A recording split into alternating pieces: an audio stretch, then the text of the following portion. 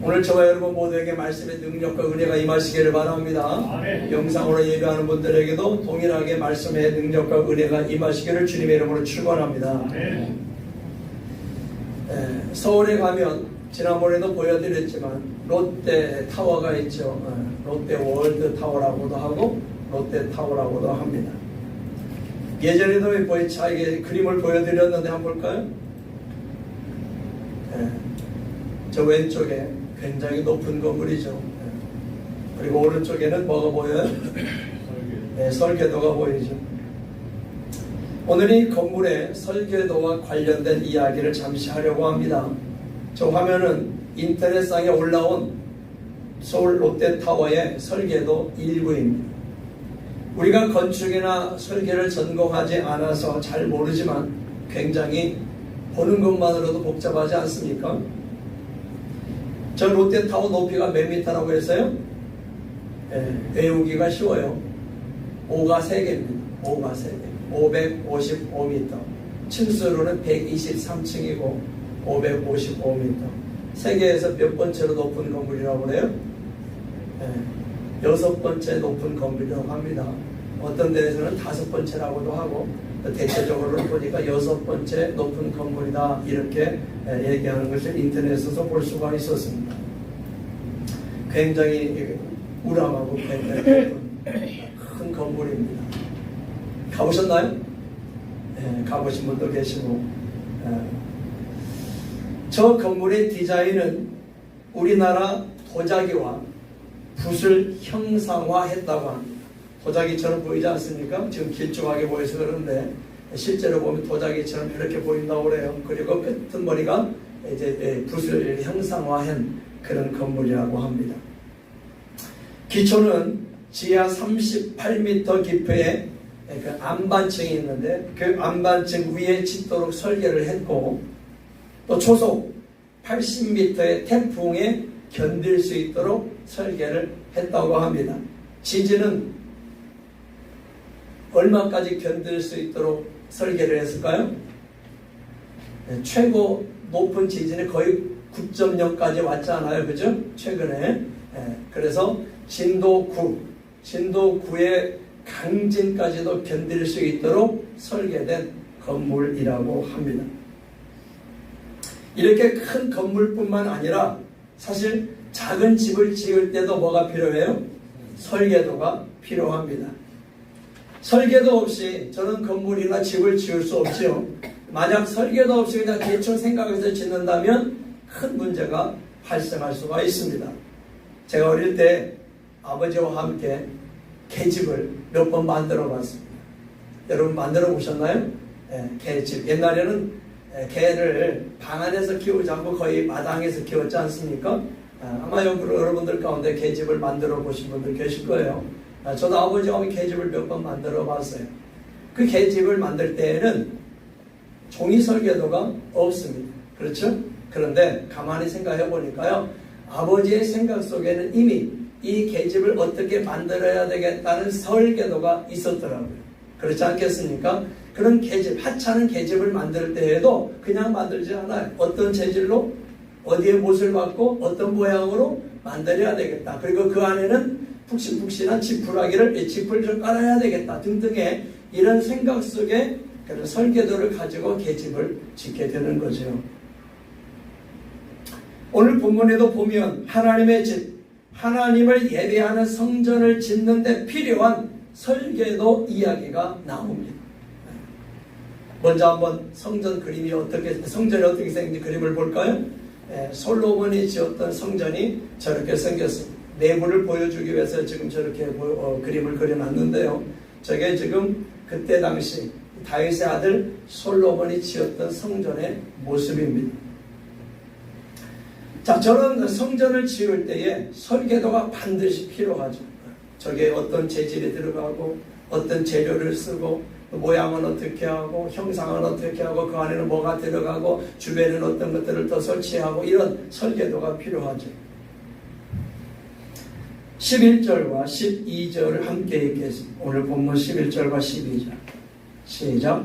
다윗이 성전의 복도와 그 집들과 그 곳간과 다락과 골방과 속죄소의 설계도를 그의 아들 솔로몬에게 주고 또 그가 영감으로 받은 모든 것 곧 여호와의 성전의 뜰과 사면의 모든 방과 하나님의 성전 곳간과 성물 곳간의 설계도를 주고.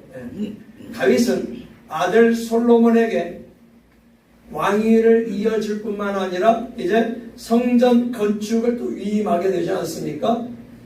하나님께서 다윗에게는 성전 건축을 허락하지 않았잖아요. 간절하게 그 성전을 건축하고 싶은 마음이 다윗에게 있었지만 다윗은 전쟁을 너무 많이 해서 성전 건축을 허락하지 않으셨어요. 다만 그 다윗의 마음, 다윗의 믿음은 하나님이 받아주셨죠. 그리고 대신에 그 아들 솔로몬이 성전을 짓도록 허락하여 주셨습니다. 그런데 이 다윗이 그 아들 솔로몬에게 성전 건축을 위임하면서 그 성전과 부속 건물에 대한 뭘 줬어요?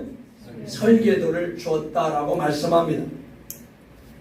여기서 설계도는 히브리어 원어로 타버니트라고 합니다. 타버니트, 탐니트 또는 타버니트라고 하는데 이 단어는 출애굽기 25장 9절과 40절에도 나오고 있는데 함께 읽어볼까요? 출애굽기 25장 9절 40절 함께 읽겠습니다. 시작. 무릇 내가 내게 보이는 모양대로 장막을 짓고 그 기구들도 그 모양을 따라 지을지니 너는 삼가 이 산에서 내게 보인 양식대로 할지니라. 아멘. 여기 9절에 보니까 모양이라는 단어가 나오죠. 너에게 보이는 모양대로 그리고 기구들도 그 모양을 따라 지을지니라. 그리고 40절에는 양식대로 너에게 보인 양식대로 할지니라 이렇게 말씀합니다. 그러니까 성막을 지을 때에 하나님이 보여주신 그 모양대로 양식대로 지어라. 여기 모양과 양식이라는 단어가 히브리어 단어가 오늘 본문에 쓰인 타브니트라는 단어입니다. 출애굽 당시 하나님은 모세에게 성막을 만들라 이렇게 말씀하셨죠. 성막 그림을 한번 볼까요? 어떻게 생겼는지. 성막이 저렇게 생겼습니다. 주변에 울타리가 쳐져 있고 저 뒤쪽에 성소와 지성소 하나님을 예비하는 장소가 있죠. 앞에는 번제단과 불도멍이 있고 그리고 성막 뜰이 있습니다. 성막에 들어가는 입구는 동쪽에 문이 하나 있어요. 그 문으로만 성막에 들어갈 수 있습니다. 저 성막은 여러 가지를 의미하고 있는데 오늘 그것을 설명한 것은 아니고 저렇게 성막이 지어졌다 하는 겁니다. 성막은 주로 천막으로 만들어져 있습니다. 천막. 주로 천막으로 해서 이제 조립식입니다.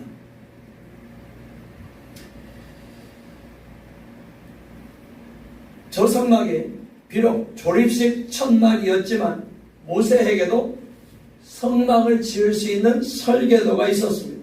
그런데 이 성막이나 성전의 설계도는 모세나 다윗이 만든 게 아니죠. 누가 만들었어요? 하나님이 만드셨습니다. 오늘 본문이나 출애굽기에 분명히 언급하는 문구가 있습니다. 본문 12절에는 뭐라고 했냐면 다윗이 영감으로 받은 모든 것 이렇게 한번 뒤로 돌아가 볼까요? 성경. 저기 보니까 12절에 다윗이 영감으로 받은 모든 것, 그가 영감으로 받은 모든 것 이렇게 말씀하고 있습니다. 그리고 출애굽기 25장 9절 40절에는 너에게 보이는 모양과 너에게 보인 양식대로 이렇게 말씀하고 있어요. 그렇습니다. 하나님께서 성막과 성전의 설계도를 주셨다는 거예요. 누구에게? 성막은 모세에게, 성전은 다윗에게 설계도를 주셨다. 이렇게 만들어라 하는 설계도를 주셨다는 거죠. 이 성막이나 성전을 지을 때는 죄로 오염된 사람의 뜻이나 사람의 방법으로 지어져서는 안 됩니다. 성막이나 성전은 오직 하나님의 뜻대로 하나님께서 말씀해 주시는 설계도를 따라 지어야 했습니다. 왜 그럴까요? 왜 사람의 뜻으로 만들면 안 되었을까요? 왜 사람의 생각대로 성막이나 성전을 지으면 안 됐을까요? 그것은 그 성막이나 성전은 하나님의 거룩한 임재가 있는 곳, 하나님의 영광이 있는 곳, 그리고 바로 그 자리에서 하나님을 예배하는 곳이었기 때문입니다. 하나님의 영광이 있고 하나님의 임재가 있고 하나님을 예배하는 그곳이었기 때문에 그 성막과 성전은 사람의 뜻대로 아니라 사람의 생각대로가 아니라 하나님의 뜻대로 하나님의 방법대로 지어야 했습니다. 그래서 하나님은 모세에게 성막에 대한 설계도를 주셨고 다윗에게는 성전에 대한 설계도를 주셨다 하는 겁니다. 다윗은 본문 19절에서도 성전의 설계도는 하나님께서 주셨다는 것을 다시 한번 강조하고 있습니다. 19절 함께 읽어볼까요? 시작. 다윗이 이르되 여호와의 손이 내게 임하여 이 모든 일의 설계를 그려 나에게 알려주셨느니라. 아멘. 그렇습니다. 여호와의 손이 내게 임하여 모든 일의 설계를 그려 나에게 알려주셨다. 하나님은 오늘 우리에게도 설계도를 주신 걸 믿으시기 바랍니다. 그것은 구원에 대한 설계도입니다. 구원에 대한 설계도, 그게 뭘까요? 그것은 바로 성경인 걸 믿으시기 바랍니다. 구원의 설계도는 바로 성경이라는 말씀입니다. 디모데후서 3장 15절 함께 읽겠습니다. 디모데후서 3장 15절 시작. 또 어려서부터 성경을 알았나니 성경은 능히 너로 하여금 그리스도 예수 안에 있는 믿음으로 말미암아 구원에 이르는 지혜가 있게 하느니라. 아멘. 성경은 우리가 그리스도 예수 안에 있는 믿음으로 구원에 이르는 지혜가 있게 한다라고 말씀합니다. 그렇습니다. 성경은 우리가 예수님을 구세주로 믿으면 구원에 이르게 된다고, 모든 죄를 용서받는다고, 하나님의 자녀가 된다고, 영생에 이르게 된다고 말씀하고 있습니다. 여러분에게 가끔 말씀드렸던 것처럼 저는 대학 1학년 말에 구원을 받았다고 했죠. 그런데 어떤 성경 말씀을 통해서 구원을 받았느냐? 요한복음 3장 18절 말씀을 통해서 제가 예수님을 깨닫게 되고 예수님을 믿고 구원에 이르게 되었습니다. 요한복음 3장 18절 함께 읽겠습니다. 시작. 그를 믿는 자는 심판을 받지 아니하는 것이요 믿지 아니하는 자는 하나님의 독생자의 이름을 믿지 아니하므로 벌써 심판을 받은 것이니라. 아멘. 여기 보면 예수님에 관하여 믿는 자가 아니라, 예수님에 대한 지식이 아니라 예수님을 믿는 자가 심판을 받지 않는다라고 말씀하고 있습니다. 아멘. 저는 성령께서 이 말씀을 깨우쳐 주셨을 때 굉장히 마음이, 가슴이 뜨거웠어요. 아하, 그렇구나. 내가 지금까지 예수님에 대한 지식으로 살아왔구나. 성경 율법을 지키기만 하는 천국 가는 줄로 착각하고 살아왔구나. 그게 아니었구나. 이 성경을 보니까, 요한복음 3장 18절 말씀을 보니까 예수님 그분을 믿어야 되는 거구나. 어떤 분으로? 나의 죄를 용서해 주신 분. 어디서? 십자가에서. 그리고 3일 만에 부활하신 그분이 하나님의 아들이구나. 십자가의 죄사함이 사실이었구나 하는 것을 깨닫게 됩니다. 그래서 그 예수님을 그날 나의 구세주로, 나의 주님으로 영접할 수가 있었습니다. 여러분도 성경에서 구세주라고 말씀하는 예수님을 믿으시기를 바랍니다. 그 예수님을 구세주와 주님으로 영접하시기를 바랍니다. 또한 성경은 저에게 구원의 확신과 함께 구원의 기쁨을 누리게 해 주셨습니다. 요한일서 5장 12절 13절 함께 읽겠습니다. 요한일서 5장 12절 13절 시작. 아들이 있는 자에게는 생명이 있고 하나님의 아들이 없는 자에게는 생명이 없느니라. 내가 하나님의 아들의 이름을 믿는 너희에게 이것을 쓰는 것은 너희로 하여금 너희에게 영생이 있음을 알게 하려 함이라. 아멘. 저는 이 말씀을 보고 아하, 내가 생명을 가지고 있구나. 나는 영생에 이르게 된 자구나. 아, 나는 하나님의 자녀구나 하는 사실을 확실하게 깨달을 수 있었고 확실하게 믿을 수가 있었습니다. 아, 나는 지금 죽어도 100% 천국 갈 수 있는 하나님의 자녀구나. 이 말씀을 통해서 확신을 얻게 된 거죠. 그러니 얼마나 기쁘겠어요. 더 이상 사탄의 자녀가 아니라는 거, 사탄의 종이 아니라는 거, 더 이상 지옥에 가지 않는다는 거, 심판을 받지 않는다는 거, 이 사실을 이 말씀을 통해 깨닫게 되니까 너무너무 기뻤습니다.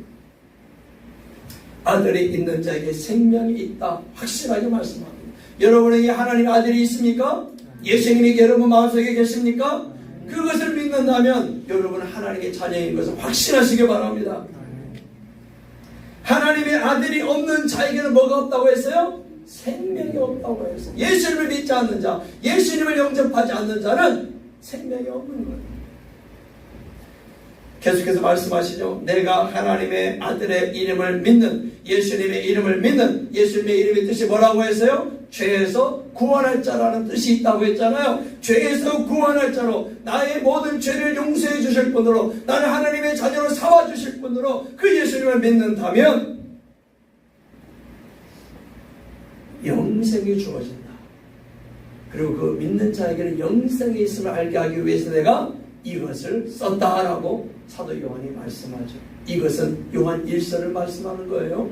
요한 1서를 사도 요한이 쓴 이유, 그것은 예수님을 믿는 자에게 생명이 있다는 것, 영생이 있다는 것을 확신시켜 주기 위해서 기록했다라고 말씀합니다.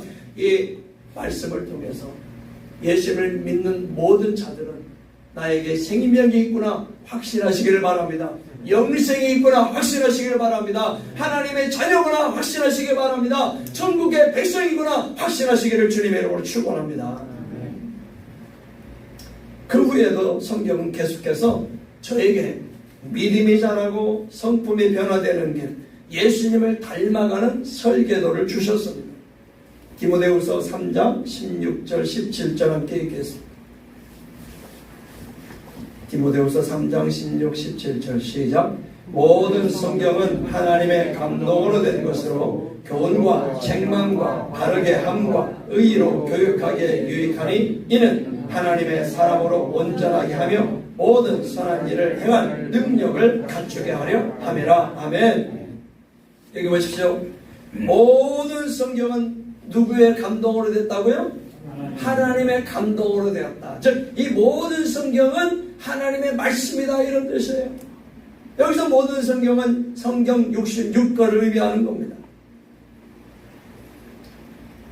이렇게 모든 성경은 하나님께서 주신 신앙의 설계도, 성품의 설계도, 예수님을 닮아가는 설계도라는 겁니다. 오늘 여러분은 이 설계도와 함께하고 있습니까? 매일매일 이 설계도를 품에 간직하고 있습니까? 매일매일 이 설계도와 동행하고 계시기를 주님의 이름으로 축원합니다. 설계도와 함께해요. 그래야 내 삶의 방향을 알 수 있어요. 설계도와 함께해야 돼요. 그래야 내가 가는 길을 알 수가 있어요. 설계도와 함께해야 돼요. 그래야 내 성품이, 내 인격이 변화되어질 수가 있는 거예요. 그것이 바로 뭐다고요? 성경인 걸 믿으시기 바랍니다. 그래서 성경을 가까이 하지 않는 사람은요, 변화되지 않아요. 성경을 가까이 하지 않는 사람은요, 예수님을 닮아가기 어려워요. 성경을 가까이 하지 않는 사람은요, 그 인격과 성품이 성숙해지기가 어려워요. 왜요? 설계도가 없잖아요. 내 인격과 성품이 성숙해지기 위해서는 설계도가 있어야 돼요. 내 삶이 변화되기 위해서는 설계도가 있어야 돼요. 그런데 설계도 없이 어떻게 변화돼요? 설계도 없이 잘못 변화되면 어떻게 되겠어요? 악한 길로 가게 되는 거죠. 죄의 길로 가게 되는 거죠. 설계도와 함께 동행하면서 저와 여러분의 삶이 변화하고 저와 여러분의 인격과 성품이 예수님을 닮아갈 수 있기를 주님의 이름으로 축원합니다. 어느 선교사가 비행기를 타고 선교지로 가고 있었습니다. 그 선교사는 비행기 안에서 열심히 뛰어다니는 승무원을 전도하고 싶었습니다. 그래서 승무원에게 물어봤습니다. 혹시 예수 그리스도를 아세요?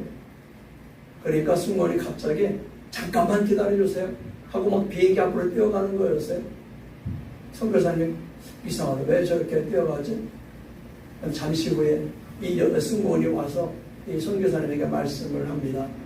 죄송합니다. 승객 명단을 찾아보니까 그런 분은 안 계십니다. 여러분, 성경을 모르면 이런 일이 일어날 수가 있는 겁니다. 성경을 모르면.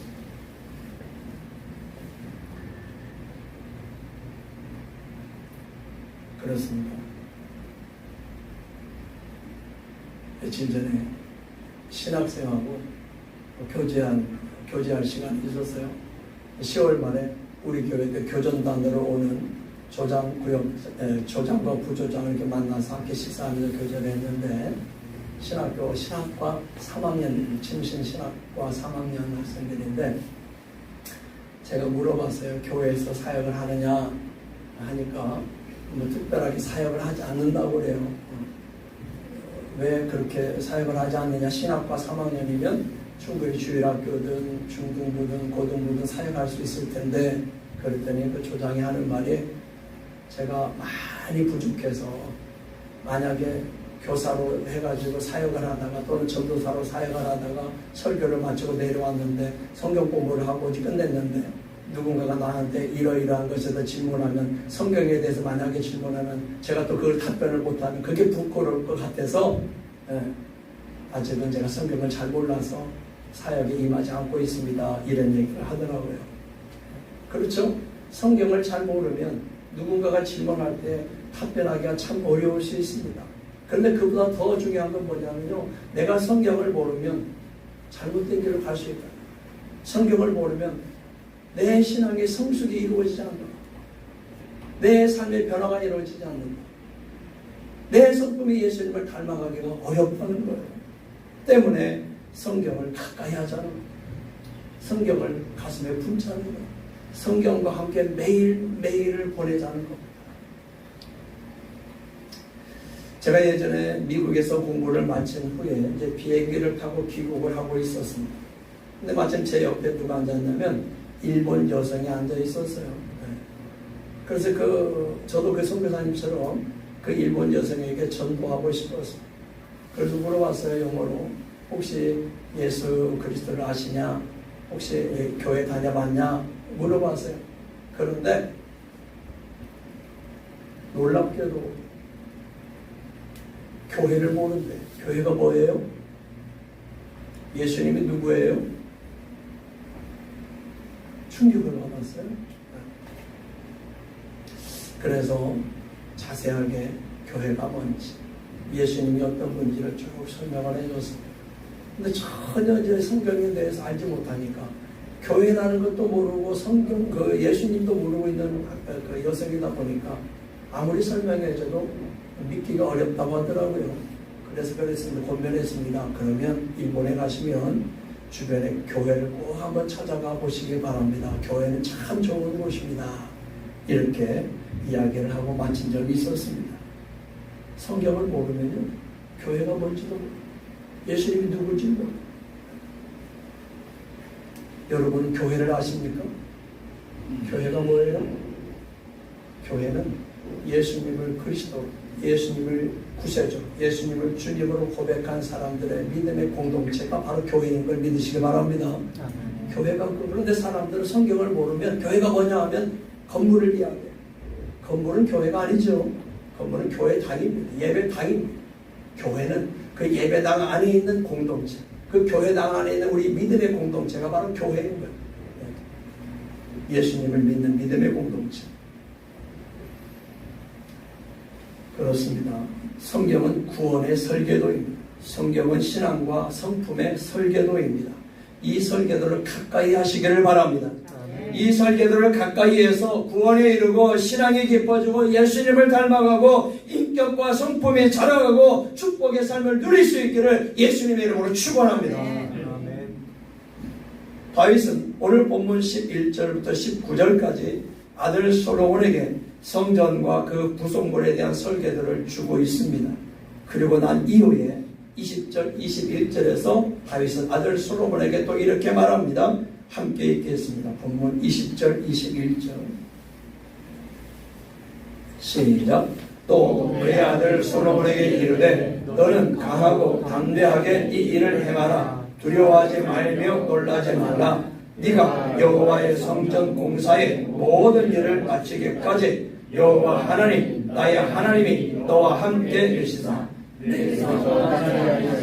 너를 버리지 아니하시리라. 제사장과 레위 사람의 반이 있으니 하나님의 성전의 모든 공사를 도울 것이요 또 모든 공사에 유능한 기술자가 기쁜 마음으로 너와 함께할 것이요 또 모든 지휘관과 백성이 온전히 내 명령 안에 있으리라. 아멘. 성전 건축에 대한 모든 준비가 잘 갖추어졌습니다. 다윗은 아들 솔로몬이 성전을 지을 수 있도록 모든 건축 재료를 다 준비해 놨습니다. 하지만 성전 건축은 그렇게 다 준비해 놨다고 해서 쉬운 게 결코 아니었습니다.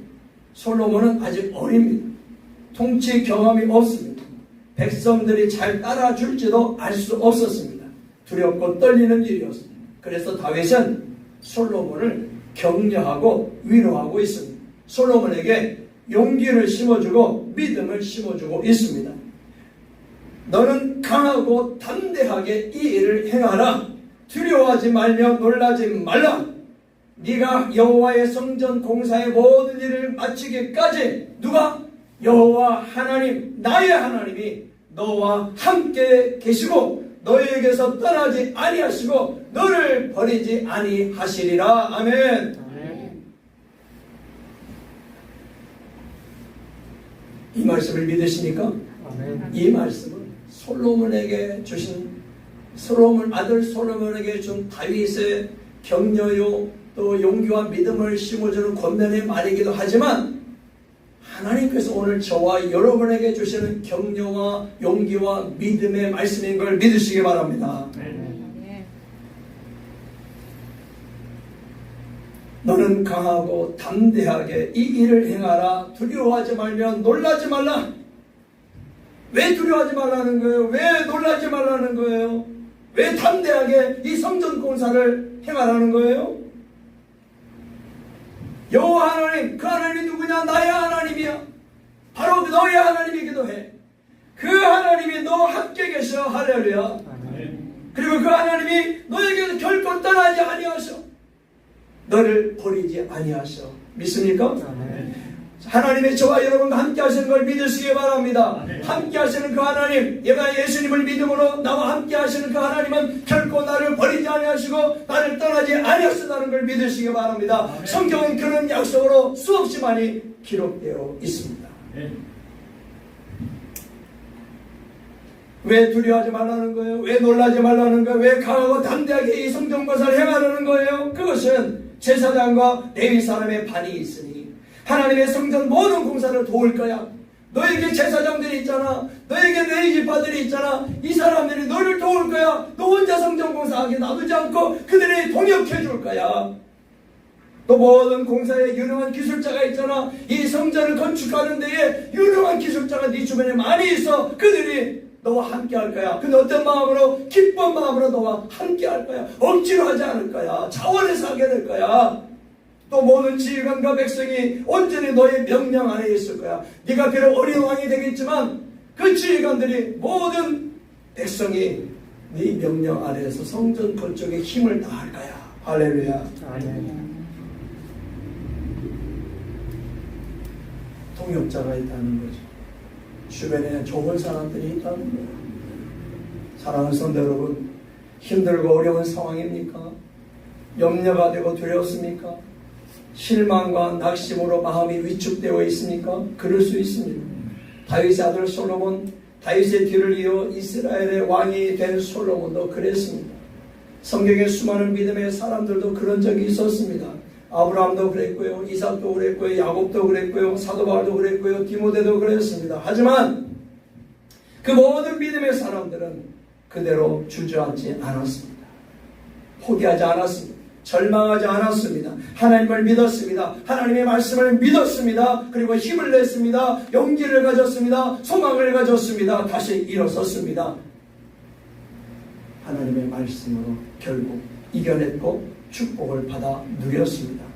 그들은 하나님께 영광을 돌리는 삶을 살았습니다. 어떻게 그게 가능했어요? 그들에게는 설계도인 성경이 있었기 때문입니다. 설계도인 성경과 함께 했기 때문에 힘들고 어려운 상황에서, 염려가 되고 두려운 상황에서, 실망과 낙심으로 마음 위축된 상황에서도 그대로 포기하지 않고 주저하지 않고 실패하지 않고 일어설 수 있었어요. 용기를 가질 수 있었어요. 그리고 다시 일어서서 이겨낼 수 있었고 하나님의 축복을 누릴 수가 있었습니다. 오늘도 동일하게 하나님은 저와 여러분에게 설계도를 주셨습니다. 그 설계도의 성경에서 하나님은 우리에게 말씀하십니다. 너는 강하고 담대하게 이 일을 행하라. 두려워하지 말며 놀라지 말라. 아멘. 네가 모든 일을 마치기까지 나의 하나님이 너와 함께 계실 거야. 너에게서 떠나지 아니하시고 너를 버리지 아니하실 거야. 제사장과 레위 사람의 반, 즉 가족과 동역자들이 너를 도울 거야. 유능한 기술자가 기쁜 마음으로 너와 함께 할 거야. 이렇게 하나님은 저와 여러분에게 말씀을 주고 계십니다. 사랑하는 성도 여러분, 이 말씀을, 이 격려를, 이 약속을 오늘 나에게 주시는, 오늘 우리에게 주시는 하나님의 음성으로 받아들이시기를 바랍니다. 그러면 우리도 힘을 낼 수 있습니다. 용기를 가질 수 있습니다. 소망을 가질 수 있습니다. 다시 일어설 수 있습니다. 그리고 이겨낼 수 있습니다. 축복을 받아 누릴 수 있습니다. 하나님께 영광을 돌릴 수 있습니다. 믿으시기를 바랍니다. 믿어서 그 하나님을, 그 약속의 말씀을 체험하시기를 예수님의 이름으로 축원합니다. 기도하겠습니다.